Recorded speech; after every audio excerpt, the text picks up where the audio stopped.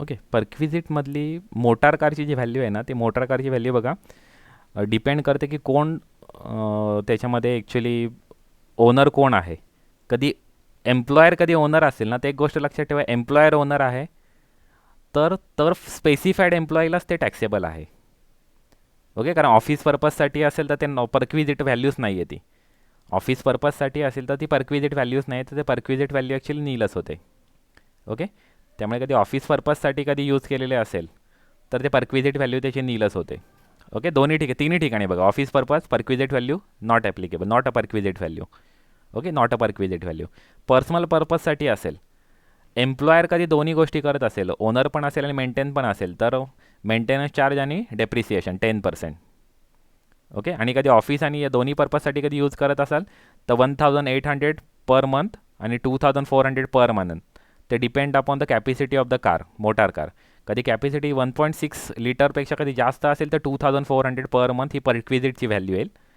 Okay, आणि 1800 per month कधी 1.6 लिटरपेक्षा कधी कमी कॅपॅसिटीची कधी कार असेल तर परक्विजिटची व्हॅल्यू आपली येईल 1800 पर मंथ. आणि दोन्ही ह्या ज्या आहेत त्या फक्त स्पेसिफाईड एम्प्लॉईलाच टॅक्सेबल आहेत.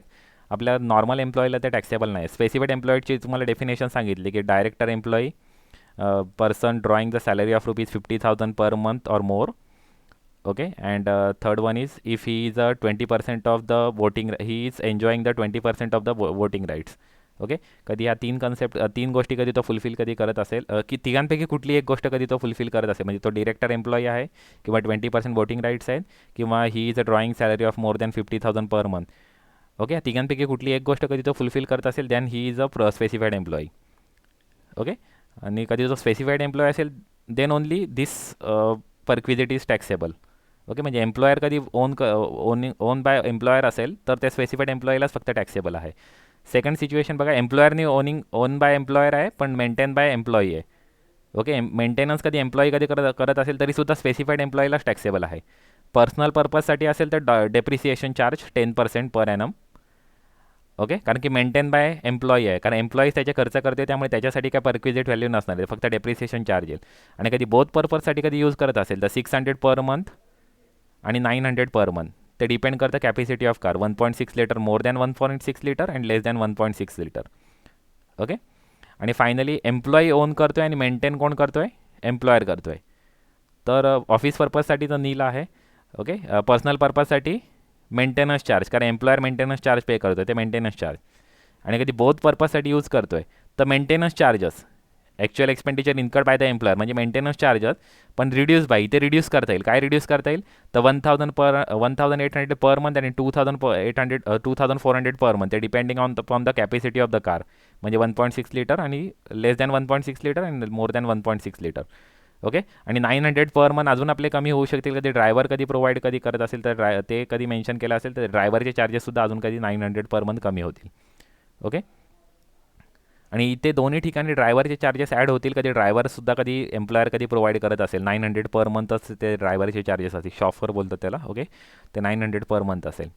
ओके, आणि एम्प्लॉईचेच कधी कारसुद्धा एम्प्लॉईची आणि मेंटेन पण एम्प्लॉई करते तर नॉट अ परक्विजिट. ओके, कुठल्याही पर्पजसाठी असू दे, पर्सनल ऑफिस किंवा कुठलाही बोथ पर्पज, कारण ते एम्प्लॉयर काहीच देत नाही त्यामुळे परक्विजिट व्हॅल्यू नीलच आहे. ओके, हे झाले मोटार कारबद्दल. ओके, हे त्याच कन्सेप्ट होत्या. ओके, आता other than motor car. Okay, आता perquisite value other than motor car. Other than motor car कायसाठी, कधी फुल्ली कधी ऑफिस पर्पजसाठी यूज करत असेल तर नील. बघा, own by employer and maintain by also employer. Office पर्पजसाठी तर नील. पर्सनल पर्पजसाठी तर actual maintenance charges plus depreciation आहे 10% ऑफ ओरिजिनल कॉस्ट. ओके, आणि बोथ पर्पजसाठी कधी यूज करतोय, बोथ पर्पजसाठी यूज करतोय तर reasonable proportion of maintenance and depreciation, म्हणजे बोथ पर्पजसाठी यूज करतो तर आपल्याला ते फाइंड आउट करायला लागेल का त्याचे किती किती पर्सेंट तो जो यूज करतोय, म्हणजे एम्प्लॉयरचे किती, ऑफिस पर्पजसाठी किती पर्सेंट आणि पर्सनल पर्पजसाठी किती यूज करते ते आपल्याला सेपरेटली आपल्याला फाइंड आउट करायला लागेल आणि त्या प्रपोर्शनेट बेसिसवरती आपल्याला ते टॅक्सेबल आपल्याला शो करायला लागेल. आणि एक गोष्ट लक्षात घ्या, हे सुद्धा स्पेसिफाईड एम्प्लॉईसाठीच टॅक्सेबल आहे. ओके, नेक्स्ट कधी एम्प्लॉई, आपल्याला एक गोष्ट माहिती आहे, एम्प्लॉयर कधी कुठली कधी गोष्ट कधी ही देत असेल ना परक्विजिटमध्ये, मोटार कार असेल, अदर दॅन मोटार कारला कुठली कधी गोष्ट कधी देत असेल तर एम्प्लॉयर कधी ओन बाय एम्प्लॉयर असेल ना तर ते आपल्याला लक्षात घ्यायचं आहे की ते स्पेसिफाईड एम्प्लॉईलाच टॅक्सेबल आहे. बघा, मागचे सुद्धा ओन बाय एम्प्लॉयर होता इथे सुद्धा ओन बाय एम्प्लॉयर तर स्पेसिफाईड एम्प्लॉई आहे. ओके, आणि एम्प्लॉई कधी ओनिंग बाय एम्प्लॉई आहे तर ऑल एम्प्लॉई आहे. ओके, डिफरन्स लक्षात घ्या. ओके, इथे सुद्धा बघा ओन बाय एम्प्लॉयर आहे तर फक्त स्पेसिफाईड एम्प्लॉई आहे. ओके, आणि ओन बाय एम्प्लॉई आहे बघा, बोललो का एम्प्लॉईनी कधी ओन बाय एम्प्लॉई असेल तर ऑल एम्प्लॉईला ते टॅक्सेबल आहे. ओके, आता बघा एम्प्लॉयरचं असेल, एम्प्लॉयरनी own by employee office purpose तर नीलच असणार आहे, परक्विजिट व्हॅल्यू नीलच असणार आहे, कारण फुल्ली ऑफिस पर्पजसाठी यूज करतो. पर्सनल पर्पज म्हणजे काय बेनिफिटच मिळत नाही पर्सनल, त्यामुळे ते परक्विजिट व्हॅल्यू तिथे नीलच असणार आहे. ओके, आणि पर्सनल पर्पजसाठी असेल तर actual expenditure plus depreciation 10%. Okay, आणि बोथ पर्पजसाठी असेल तर रिजनेबल प्रपोर्शनेटमध्ये त्या डिस्ट्रीब्यूट आपल्याला करायचे. मोटार कारसारखं नाही आहे, मोटार कारमध्येच त्यांनी फिक्स व्हॅल्यू प्रोव्हाइड केलेली आहे, तसं इथे फिक्स व्हॅल्यू नाही आहे. ओके, आणि आता ओन बाय एम्प्लॉई आहे आणि मेंटेनन्स एम्प्लॉयर करतो आहे तर ऑफिस पर्पजसाठी नील. ॲक्च्युअल मेंटेनन्स चार्जेस, कारण own maintenance charges employer pay करतो आहे म्हणून ॲक्च्युअल मेंटेनन्स चार्जेस आपल्या परक्विजिट व्हॅल्यू असेल. आणि बोथ पर्पजसाठी कधी यूज करत असेल तर actual expenditure incurred by the employer as reduce by 900 per month or as reduce by the higher sum prescribe condition. Okay, कधी त्या जी कंडिशन जी मेन्शन केली आहे कारसाठी, जी कंडिशन मेन्शन केली आहे ती कधी फुलफिल केली तर जी अमाऊंट आपली ही अमाऊंट रिड्यूस होणार आहे त्याच्यामधून. ओके, आणि हे टॅक्सेबल आहे ऑल एम्प्लॉईला. म्हणजे कंडिशन काय मेन्शन केल्यात की त्या आपल्याला रेकॉर्ड मेंटेन करायचं का कुठे आपण ऑफिस पर्पजसाठी कधी कधी गाडी यूज केली, कुठल्या दिवशी यूज केली, कुठून कुठे यूज केली, त्याचे किलोमीटर किती झाले, त्या सर्व गोष्टी आपण मेंटेन करायचे. तेव्हा आपल्याला मेन्शन मिळणार आहे ते रिड्यूस करायला आपल्याला अवेलेबल अमाऊंट होणार आहे. म्हणजे ॲक्च्युअल एक्सपेंडिचरमधून आपल्याला जी अमाऊंट आपण ऑफिस पर्पजसाठी यूज केली ती आपण मायनस करायला आपल्याला अवेलेबल होणार आहे. ओके, अशा पद्धतीने आहे. अदर दॅन मोटार कारसाठी आपल्याला परक्विजिट व्हॅल्यू आहे. ओके, हे स्पेसिफाईड एम्प्लॉईची डेफिनेशन आपण डिस्कस केली की डिरेक्टर एम्प्लॉई, दुसरं आहे 20% और मोर वोटिंग राईट्स, आणि थर्ड आहे drawing salary of ₹50,000 per month. Actually me per annum mention केलं.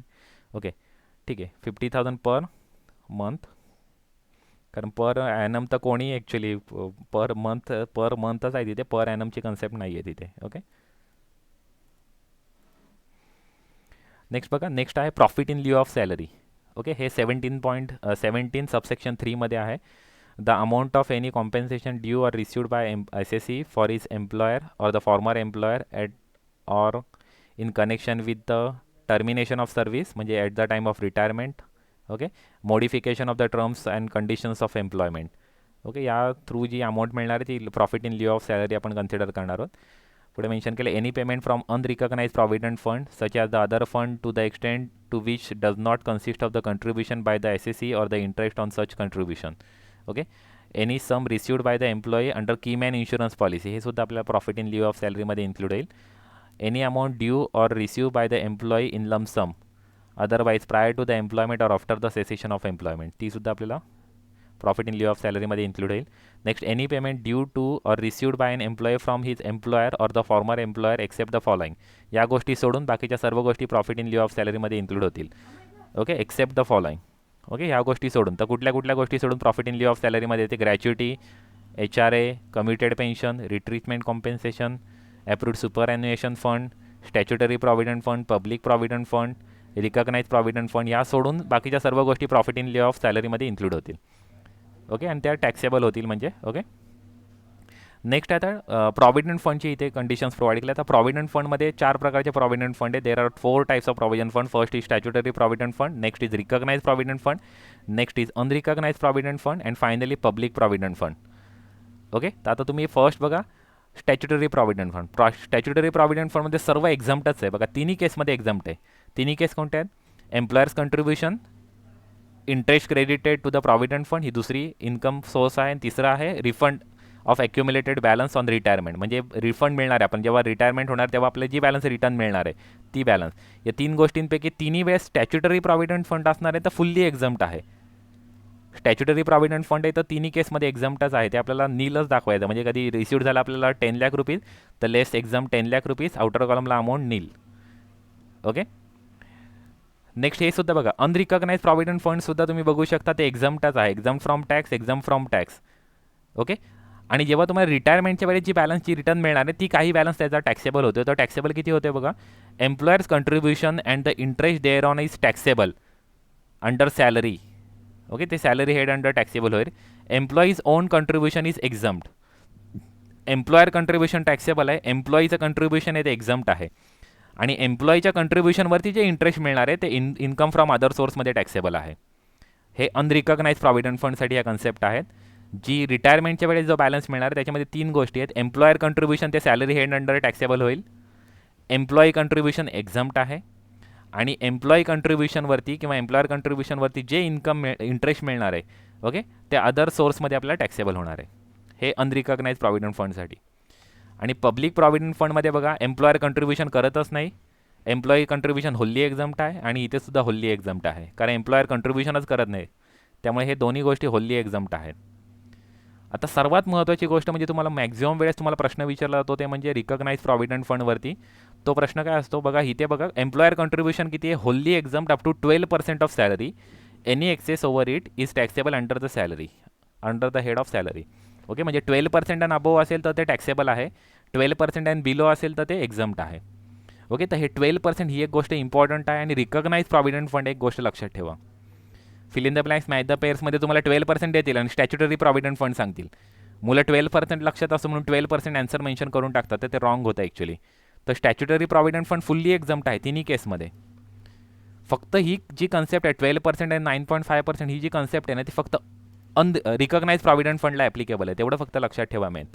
बाकीच्या सगळ्या गोष्टी तुम्ही बघू शकता की ते नॉर्मली एक्झम्प्ट आहेत. ओके, आणि कधी इंटरेस्ट आहे, interest credited to provident fund, हे सुद्धा 9.5%पेक्षा कधी जास्त कधी क्रेडिट झालं तर ते टॅक्सेबल आहे. 9.5%पेक्षा कधी तिथे क्रेडिट झालं तर ते एक्झम्प्ट आहे. In excess over 9.5%. ओके, 9.5%पेक्षा जास्त कधी असेल तर ते टॅक्सेबल आहे, अदरवाईज ते एक्झम्प्ट आहे. आणि जेव्हा रिफंड मिळणार आहे रिटायरमेंटच्या वेळेस ते फुल्ली एक्झम्प्ट आहे. ओके, सर्टन कंडिशन्स आहेत, पण आपल्याला प्रॉब्लेममध्ये तेवढ्या कंडिशन्स येणार नाहीत, आपल्या लेवलला तेवढं मिळणार नाही आहे, म्हणजे मेन्शन होणार नाही आहे. तर आपण refund of accumulated balance on retirement असेल तो एक्झम्प्टच आहे, रिकॉग्नाइज प्रॉव्हिडंटच्या वेळेससुद्धा एक्झम्प्ट आहे. ह्या 2 कन्सेप्ट फक्त लक्षात घ्या, 12% अँड 9.5%. इंटरेस्ट असेल तर 9.5% in case of recognise provident fund will be taxable in excess of 9.5%. Okay, up to 9.5% exempt आहे. ओके, त्याच्यावरती असेल तर ते टॅक्सेबल असेल. सेम तसं सिच्युएशन, एम्प्लॉयर कंट्रीब्युशन आहे ते 12% of salary, up to 12% of salary exempt आहे, above that it will be taxable. Okay, clear आहे. Statutory provident fund fully exempt, employer contribution पण exempt, interest on provident fund ते सुद्धा exempt, आणि रिफंडसुद्धा exempt. Recognised provident fund above 12% employer contribution taxable, above 9.5% interest credited taxable, आणि refund exempt आहे. Unrecognised provident fund exempt, employer contribution exempt, interest thereon exempt. Employer contribution refund मिळताना employer contribution salary head under taxable आहे, employee contribution exempt आहे, आणि interest other सोर्समध्ये taxable होईल. Okay, next public provident fund no contribution. Public provident फंडमध्ये employer कंट्रीब्युशनच करत नाही, होल्ली एक्झम्प्ट, होल्ली एक्झम्प्ट, इंटरेस्टसुद्धा होल्ली एक्झम्प्ट, आणि रिफंडसुद्धा होल्ली एक्झम्प्ट. ओके, हे प्रॉव्हिडंट फंड रिलेटेड कन्सेप्ट आहे. नेक्स्ट आता डिडक्शन खूप इम्पॉर्टंट आहे. ओके, डिडक्शन 3 डिडक्शन आहेत. Deduction under section 16, deduction section लक्षात ठेवा, अंडर सेक्शन 16. ओके, त्याच्यामधले 16(1) स्टँडर्ड डिडक्शन आहे. स्टँडर्ड डिडक्शन आहे ₹50,000 or actual salary received whichever is less. म्हणजे जी सॅलरी आहे त्याच्यामध्ये 50,000 किंवा ॲक्च्युअल सॅलरी या दोघांपैकी जे कमी असेल ते एक्झम्प्ट होईल. म्हणजे समजा कधी तुमची टॅक्सेबल सॅलरी कधी 60,000 झाली तर 50,000 एक्झाम होतील आणि 10,000 टॅक्सेबल होतील. आणि कधी तुमची सॅलरी 40,000 असेल तर तुम्हाला एक्झम्पशन मिळेल फक्त 40,000च मिळेल, कारण 50,000 अवेलेबलच होणार नाही, कारण मॅक्झिमम आपल्या ह्या दोघांपैकी जे असणार ते म्हणजे जी कमी अमाऊंट असणार आहे तीच आपल्याला एक्झम्प्ट मिळणार आहे, विच एवर इज लेस. म्हणजे 40,000 सॅलरी आहे तर ॲक्च्युअल सॅलरी आपली 40,000 आहे, त्यामुळे 40,000च आपले एक्झम्प्ट होतील, स्टँडर्ड डिडक्शन. ओके, आणि हे कशासाठी दिले जात आहेत तर तुम्ही जे बाकीचे ज्या गोष्टी करताय ना त्यासाठी ॲक्च्युली सेपरेट तुम्हाला याच्यासाठी हे मिळणार नाही आहे, म्हणजे डिडक्शन मिळणार नाही आहे. म्हणजे तुम्ही जे अदर एक्सपेन्सेस करता त्यासाठी तुम्हाला डिडक्शन मिळत नाही, तर त्या अदर एक्सपेन्सेससाठी हे तुम्हाला स्टँडर्ड डिडक्शन प्रोव्हाइड केलेले आहेत नॉशनल बेसिसवरती. म्हणजे तुम्ही एक्सपेन्सेस केले नाही तरीसुद्धा तुम्हाला हे डिडक्शन मिळणार आहे कंपल्सरीली. म्हणजे किती एक्सपेन्सेस करताय त्याच्यावरती नाही, म्हणजे purchase of books, expenses on travelling, expenses on incidental to employment, will not be allowed as a deduction. म्हणजे ते तुम्हाला डिडक्शनसाठी अलाउड होणार नाही आहेत, कारण नॉशनल बेसिसवरती तुम्हाला टोटल 50,000 रुपीज तुम्हाला ऑलरेडी डिडक्शन प्रोव्हाइड केलेलं आहे. ओके, हे अंडर सेक्शन 6(1) आहे. ओके, अंडर सेक्शन 6(1) सेक्शन लक्षात ठेवा. Standard deduction under section 6(1). Second deduction available आहे entertainment allowance under section 6(2). Okay, entertainment allowance हे ना ॲक्च्युली डिडक्शनमध्ये तुम्हाला मिळणार आहेत अंडर सेक्शन 16(2). पण तुम्ही एक आधी बघितलं असेल, entertainment allowance is fully taxable. Entertainment allowance is fully taxable म्हणजे जेव्हा तुम्ही इन्कम जेव्हा फाइंड आउट करता वरती सॅलरीमध्ये, तेव्हा एंटरटेनमेंट अलाउन्स कधी रिसीव्ड झाला असेल तर तो फुल्ली टॅक्सेबल म्हणून आपण वरती ॲड करणार आहोत. पण लेस डिडक्शनमध्ये आपल्या 16(2) अंडर सेक्शन 16(2) आपल्याला तो लेस करायला आपल्याला अलाउड होईल. ओके, पण कोणाला अलाउड होणार आहे? Only for government employee. फक्त गव्हर्नमेंट एम्प्लॉईला तो डिडक्शन करायला अलाउड आहे, अदर एम्प्लॉईला नाही. In case of government employee तर आता डिडक्शन काय म्हणजे समजा कधी नॉन गव्हर्नमेंट एम्प्लॉई असेल तर ते डिडक्शन अवेलेबल नाही आहे. हे डिडक्शन फक्त गव्हर्नमेंट एम्प्लॉईला अवेलेबल आहे अंडर सेक्शन 16(2). म्हणजे एंटरटेनमेंट अलाउन्सचं जे डिडक्शन आहे ते फक्त गव्हर्नमेंट एम्प्लॉईला अवेलेबल आहे. ओके, त्याच्यामध्ये नॉन गव्हर्नमेंट एम्प्लॉईला हे डिडक्शन अवेलेबल नसणार आहे. ओके, आणि कधी गव्हर्नमेंट एम्प्लॉई असेल तर डिडक्शन किती आहे? तर लिस्ट ऑफ द फॉलोइंग. तर list of the following actual amount of entertainment allowances received. Next 1/5 of basic salary किंवा 1/5 म्हणजे 20% ऑफ बेसिक सॅलरी. फक्त बेसिक सॅलरी, इथे सॅलरीच्या कन्सेप्टमध्ये फक्त बेसिक सॅलरी इन्क्लूड होते. ओके, किंवा ₹5,000 हे स्टँडर्ड अमाऊंट आहे. 5,000 म्हणजे 5,000च्या वरती तुम्हाला एंटरटेनमेंट अलाउन्स डिडक्शन मिळणार नाही आहे, एक्झम्पशन मिळणार नाही आहे. ओके, अंडर सेक्शन 16(2) जे डिडक्शन आहे एंटरटेनमेंट अलाउन्सचं, त्याच्यामध्ये 3 पैकी जी सर्वात कमी अमाऊंट असेल ते डिडक्शन मिळेल. Actual amount received 1/5 of basic salary और 5,000 whichever is less is allowed as a deduction. Okay, आणि दुसरी एक गोष्ट लक्षात घ्या, amount actually spend towards the entertainment allowance is not considered at all for the claiming the deduction. म्हणजे समजा कधी तुम्हाला 10,000 रुपीज डिडक्शन अमाऊंट रिसिव्ड झाली तुम्हाला एंटरटेनमेंट अलाउन्सची आणि तुम्ही एक्सपेन्सेस काहीच केले नाही एंटरटेनमेंटसाठी, तरीसुद्धा तुम्हाला ती डिडक्शन अवेलेबल होणार आहे. त्याच्यासाठी काही प्रॉब्लेम नाही आहे. ओके, डिडक्शन ॲक्च्युअल पेमेंट बेसिसवरती नाही आहे. तुम्हाला डिडक्शन हे स्टँडर्ड डिडक्शन आहे ते तुम्हाला मिळणार आहे 5,000 रुपीज किंवा 20% ऑफ बेसिक सॅलरी किंवा actual amount received as a entertainment allowance. Okay, या तिघांपैकी जी लिस्ट अमाऊंट आहे ती तुम्हाला एक्झम्पशन अवेलेबल होईल. ओके, आता नेक्स्ट लास्ट एक्झम्पशन आहे. 3 एक्झम्पशन आहेत 16मध्ये अंडर सेक्शन 16मध्ये. 16(1) standard deduction, 16(2) entertainment allowance only for the government employ, आणि 16(3) अंडर सेक्शन 16(3) हे 16(3) आहे tax on professional tax 16(3) under येतो.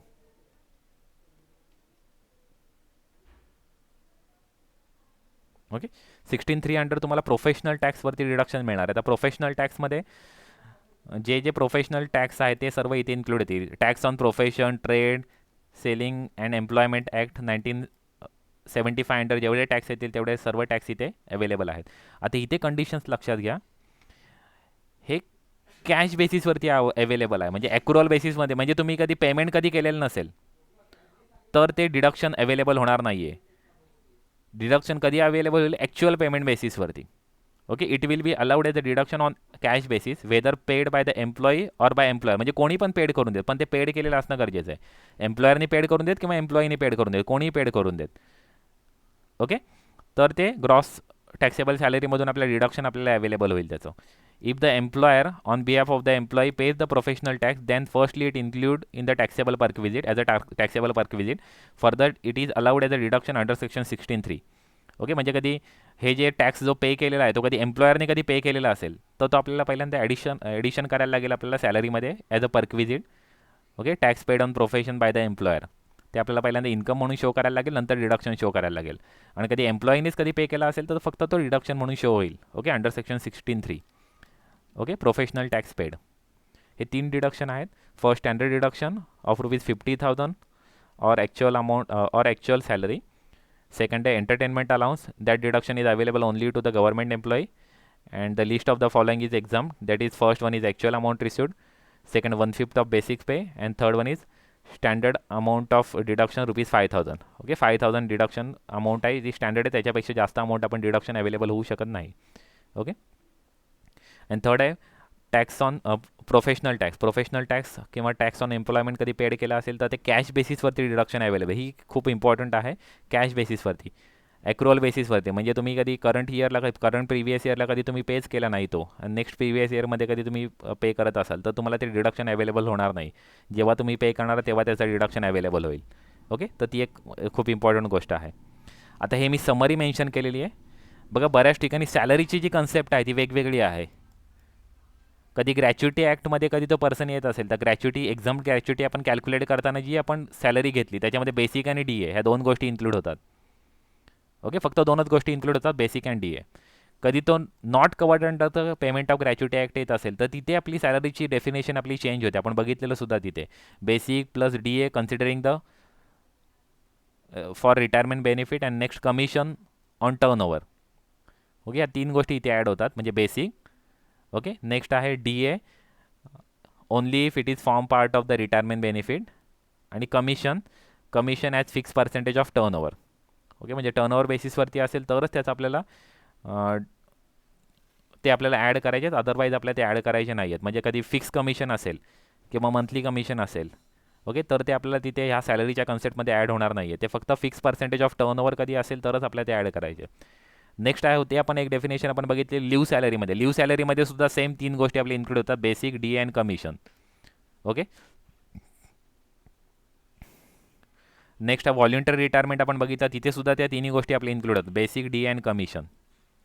ओके, नेक्स्ट रेंट फ्री अकोमोडेशनमध्ये आपण बघितलं, तिथे परक्विजिट व्हॅल्यूमध्ये तर मॅक्झिमम आपल्या तिथे सर्व ॲक्च्युली गोष्टी इन्क्लूड होतात. ज्या सॅलरीच्या हेडमध्ये आहे तेवढ्या मॅक्झिमम गोष्टी तिथे इन्क्लूड होतात.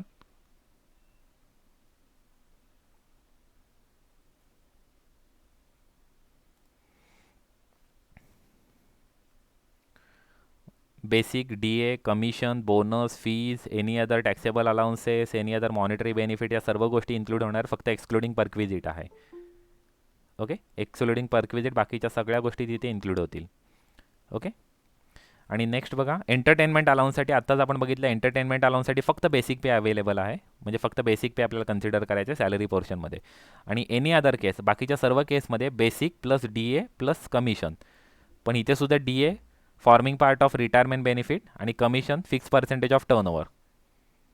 ओके, म्हणजे कमिशन कुठेही असून ते fix percentage of turnover mention केलं. फक्त परक्विजिट व्हॅल्यूमध्ये जे कमिशन आहे ते एनी कमिशन अलाउड आहे. आणि स्पेसिफाईड एम्प्लॉई वेळेला जे आपण सॅलरी फाइंड आउट करतो तेव्हा सुद्धा एनी कमिशन आहे. पण बाकीच्या ठिकाणी जे कमिशन आहे ते commission at fix percentage of turn over असेल तरच ते अवेलेबल आहे. ओके, तर हा आपण बघितला, पण सॅलरीचा आपण ॲक्च्युली पार्ट आपण बघितला. ओके,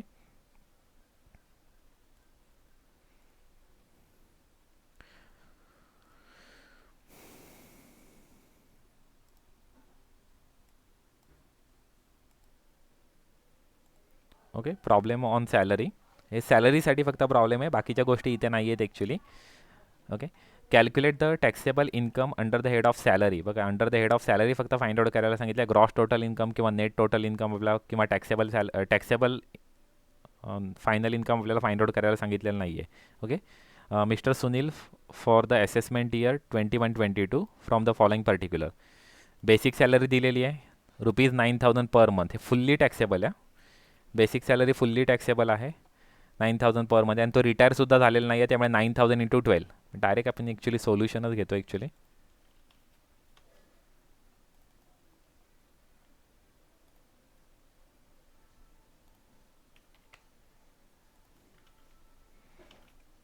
पहिल्यांदा आपलं टॅक्सेबल होईल बेसिक सॅलरी.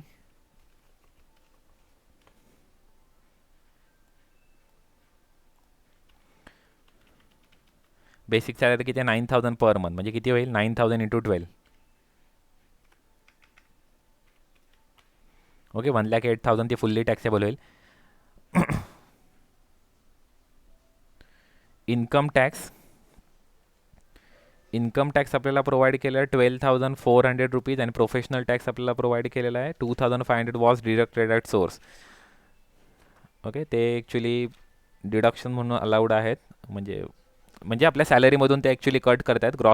ग्रॉस सॅलरीमधून ते कट होऊन आपल्याला रिमेनिंग जी सॅलरी आहे ते आपल्याला रिसिव्ह होणार आहे.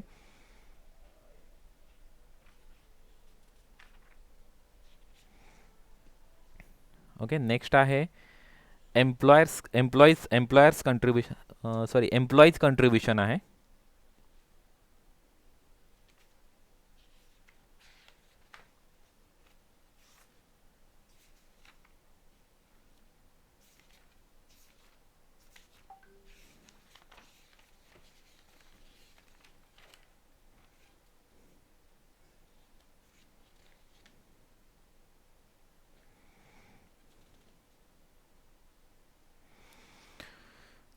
Employees' contribution to the recognized provident fund was 11,280 during the year. आता एम्प्लॉई कंट्रीब्युशन असेल तर ते काय ॲक्च्युली इन्कम म्हणून कन्सिडर होत नाही. त्या एम्प्लॉईने त्याला मिळालेली सॅलरी आहे त्यामधला त्यांनी इन्व्हेस्ट केलेले आहेत तिथे. ओके, त्यामुळे ते काय टॅक्सेबल होत नाही. पण पुढे जे आहेत एम्प्लॉयर कंट्रीब्युशन, ओके, ते एम्प्लॉयर कंट्रीब्युशन आपल्याला टॅक्सेबलमध्ये कन्सिडर होतील. Employer also contribute the same amount which was in excess of the amount prescribed under the rule by 1200. Okay, कुठला प्रॉव्हिडंट फंड आहे? रिकॉग्नाइज प्रॉव्हिडंट फंड आहे. रिकॉग्नाइज प्रॉव्हिडंट फंडच्या वेळेस तुम्ही बघितलं का मोर दॅन कधी 12% कधी तो इन्व्हेस्ट कधी करत असेल एम्प्लॉयर, तर आपल्याला ती टॅक्सेबल कन्सिडर करायची. आणि इथे त्यांनी आता डायरेक्टली प्रोव्हाइड केले की 1200 ती जास्त आहे, म्हणजे ती आपल्याला 1200 आपल्याला टॅक्सेबल आपला परक्विजिट आहे. ओके, टॅक्सेबल परक्विजिट व्हॅल्यू येईल आपली 1200 रुपीज. ओके, इथे आपल्याला मेन्शन करावं लागेल एम्प्लॉयर्स कंट्रीब्युशन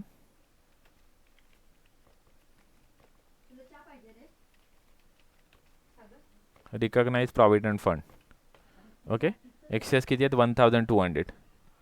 ओके, 1200 आपले एक्सेस आहेत म्हणजे ते टॅक्सेबल आहेत.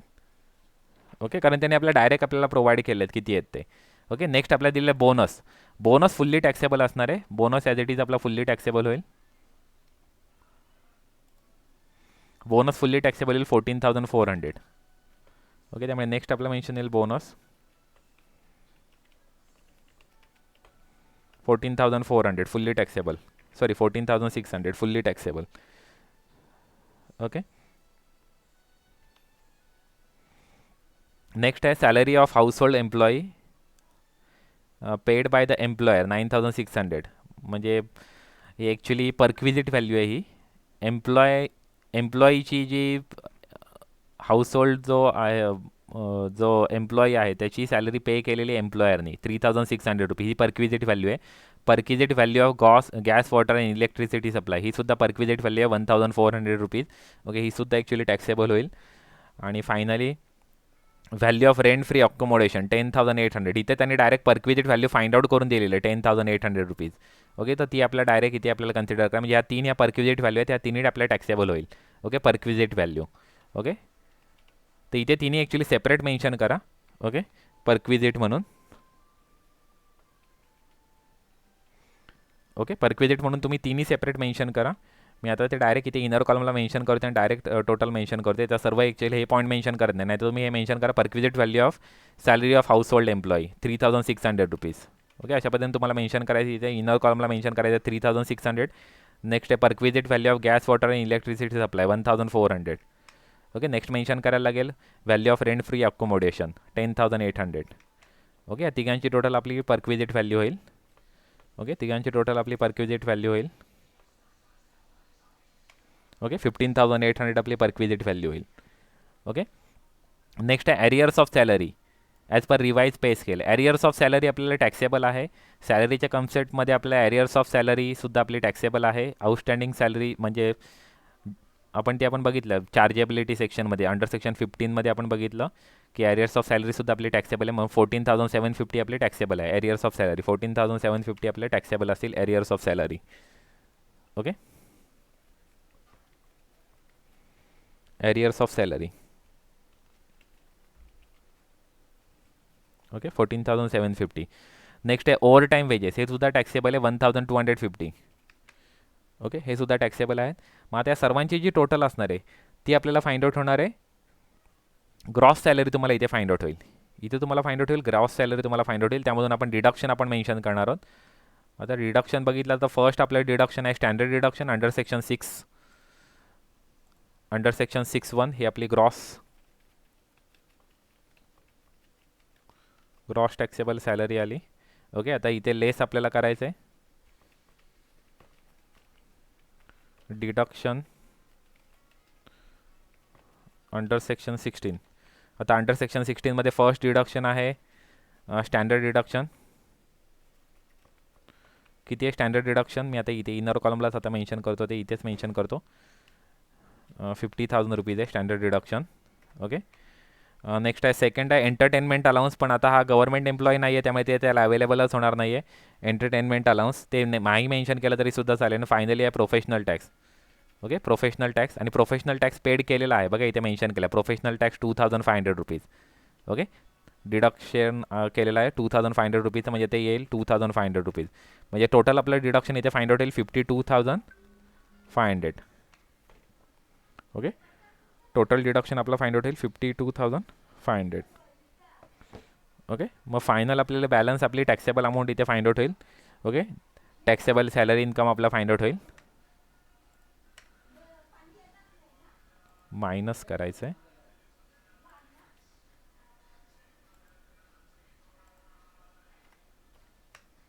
$1,03,100 ही आपली टॅक्सेबल सॅलरी आपली फाइंड आउट होईल.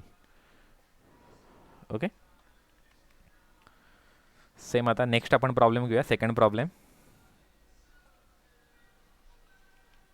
मिस्टर सुशीलचा प्रॉब्लेम आहे. Second mister Sushila, sorry sushi, Mrs sushi. Mrs sushi is employed with Messrs alliance engineering private limited. म्हणजे हा नॉन गव्हर्नमेंट एम्प्लॉई आहे. She provides you the following information for the assessment year 21-22. Net salary per month. आता ही एक important गोष्ट लक्षात घ्या, ही net salary provide केलेली आहे. तुम्हाला सॅलरी टॅक्सेबल करताना ग्रॉस सॅलरी तुम्हाला टॅक्सेबल शो करायची असते, त्यामुळे ही नेट सॅलरी तुम्हाला कन्वर्ट करायला लागेल ग्रॉस सॅलरीमध्ये. ओके, त्यामुळे तुम्हाला सर्वात पहिल्यांदा इथे मेन्शन करायचं सोल्युशनमध्ये पहिल्यांदा नेट सॅलरी तुम्हाला मेन्शन करायचे. ओके, पहिल्यांदा तुम्हाला नेट सॅलरी मेन्शन करायची, त्याच्यामध्ये तुम्हाला सर्व ते ॲडिशन करायचे. ओके, जेवढे तुमचे डिडक्शन झाले तेवढे सर्व तुम्हाला ॲड करून घ्यायचे. 19,050 ही तुमची नेट सॅलरी आहे. मग त्याच्यामध्ये सर्व गोष्टी ॲड होतील. जेवढे डिडक्शन झालेत ना तेवढ्या सर्व गोष्टी तुमच्या ॲड होतील. कुठले कुठले डिडक्शन झाले तर income tax deduct at source आहे 200 पर मंथ. म्हणजे किती झाला असेल 12 × 200 म्हणजे 2,400 रुपीज येतील. एंटरटेनमेंट डिडक्शन झालेलं आहे ते आपल्याला काय करायला लागेल, इन्कम टॅक्स आपल्याला तो काय केला डिडक्ट झालेला तो आपल्याला काय करायला लागेल, ॲड करायला लागेल पुन्हा.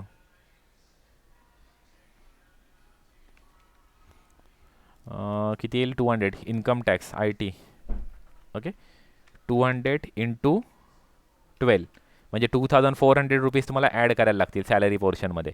Next income tax deducted at source हे झालं. तर professional tax deducted at source 150 per month. म्हणजे हे सुद्धा आपला प्रोफेशनल टॅक्स आहे, तो सुद्धा आपल्याला ॲड करायला लागेल, कारण जेवढं डिडक्शन झालेलं आहे ओके तेवढं आपल्याला सर्व ॲड करायला लागेल. प्रोफेशनल टॅक्स किती आहे 150 पर मंथ, 150 × 12. ओके, 1,800 रुपीज येतो आहे. Provident fund contribution deducted from salary 600 per month. Okay, तर हे 600 पर मंथ आहे, ते सुद्धा आपल्याला काय करायला लागतील, ॲड करून घ्यायला लागतील. काय प्रॉव्हिडंट फंड कंट्रीब्युशन आहे किती आहे 600 पर मंथ × 12 म्हणजे ते होतील 7,200 रुपीज. ओके, नेक्स्ट आहे LIC premium deducted from the salary per month. 1,000 per month ते सॅलरी डिडक्ट होते, म्हणजे ते सुद्धा आपल्याला ॲड करायला लागेल. काय आहे LIC सुद्धा ॲड करायला लागेल. किती आहे 1,000 पर मंथ म्हणजे 1,000 × 12. Okay, next club fees made by the employer. हे सेपरेट आहे ॲक्च्युली. क्लब फी ते डिडक्शन मेन्शन केलेलं नाही आहे, हे सेपरेट आहेत. Salary in lieu of leaves ते सुद्धा सेपरेट आहे, ते काय डिडक्शन नाही आहे. She was also given car for the exclusive use during the office hours असते कार, तर काय ते टॅक्सेबल व्हॅल्यू त्याची किती आहे परक्विजिट व्हॅल्यू नील असणार आहे. Compute on the basis of the above information taxable income under the head of salaries for the Mrs sushi for the assessment year 21-22. मग आता ही पहिल्यांदा आपण मंथमध्ये मेन्शन केलेली आहे, बाकी सर्व आपण इयरमध्ये मेन्शन केले, तर हे सुद्धा मंथमध्ये कन्वर्ट करून घ्या, इयरमध्ये कन्वर्ट करून घेऊया. × 12 करायला लागेल. म्हणजे एवढी त्याची टोटल नेट सॅलरी होती. या सर्व गोष्टी ॲड करून तुम्हाला काय फाइंड आउट होईल, ग्रॉस सॅलरी फाइंड आउट होईल. आणि ती ग्रॉस सॅलरी तुमची टॅक्सेबल असणार आहे, त्याच्यावरती आपण कॅल्क्युलेशन आपण करतो. म्हणजे 2,52,000 तुमची सॅलरीमध्ये मेन्शन होईल. ओके, तुमची सॅलरी किती मेन्शन होईल हे तुमचं वर्किंगमध्ये शो होईल. हे सर्व तुमचं वर्किंगमध्ये शो होईल. Calculation of gross salary. Okay, इथे कॅल्क्युलेशन ऑफ ग्रॉस सॅलरी आणि वर्किंगमध्ये तुम्हाला हे शो करायचं आहे. आणि 2,52,000 तुम्हाला ग्रॉस सॅलरी इथे मेन्शन करायचं, कारण आपल्या प्रॉब्लेममध्ये नेट सॅलरी दिलेली ओके, नेट सॅलरी आपल्याला टॅक्सेबल शो करायची नसते, तर आपल्या ग्रॉस सॅलरी आपल्याला ती टॅक्सेबल असते, ती आपल्याला शो करायची असते. त्यामुळे तुमची ग्रॉस सॅलरी इथे 2,52,000 आपली मेन्शन होईल. ओके, आणि त्याच्यामध्ये इतर ज्या आता गोष्टी आहेत ते ॲड होतील, म्हणजे क्लब फीज आहे ती आपली ॲड होईल. ओके, क्लब फी तुमची ॲड होईल. क्लब फी किती दिलेली आहे, 6,000 रुपीज दिली आहे, म्हणून 6,000 रुपीज क्लब फी ॲड होईल. Next salary in lieu of leaves आहे ती सुद्धा 6,000 ॲड होईल. ओके, ते सुद्धा इन्कम आहे 6,000 रुपीज. ओके, म्हणजे आता ही तुमची टोटल सॅलरी होईल. ओके, ही तुमची आता टोटल सॅलरी होईल, ही ग्रॉस टॅक्सेबल सॅलरी होईल ही आता.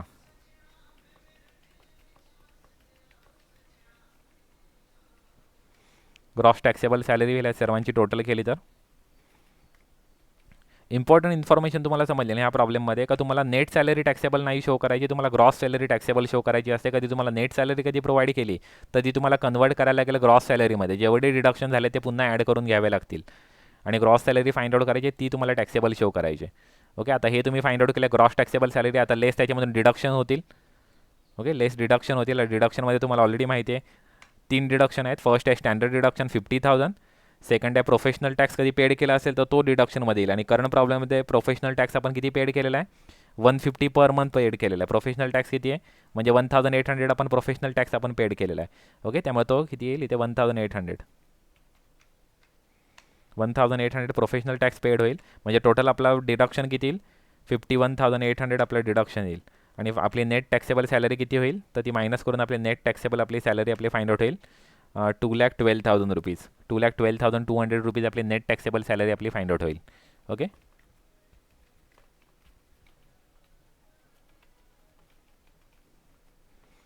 ओके, नेट टॅक्सेबल सॅलरी आपली इथे फाइंड आउट होईल. ओके, अशा पद्धतीने हा सेकंड प्रॉब्लेम होता.